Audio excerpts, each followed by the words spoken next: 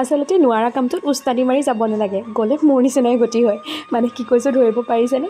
মই এই কটাৰীখন দি দীঘলে একেবাৰে মোবাইলত দেখুৱাৰ নিচিনাকৈ কাটিম বুলি ভাবিছিলোঁ, পিছে মোৰ গতিটো কি হ'ল দেখিছেনে?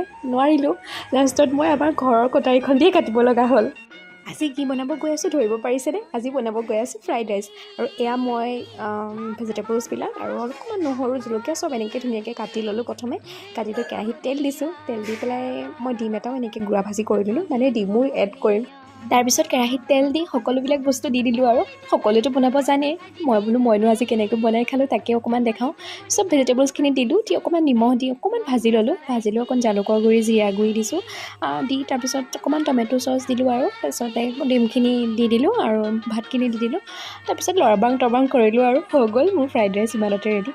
মই জালুকৰ গুড়িটো লাষ্টতহে দিছিলোঁ, আচলতে পাহৰিয়ে গৈছোঁ। লাষ্টত অকণমান জালুকৰ গুড়ি ছটিয়াই পেলাই মই তেনেকৈ খাই দিলোঁ। আজিলৈ আহিছোঁ দেই, বাই বাই।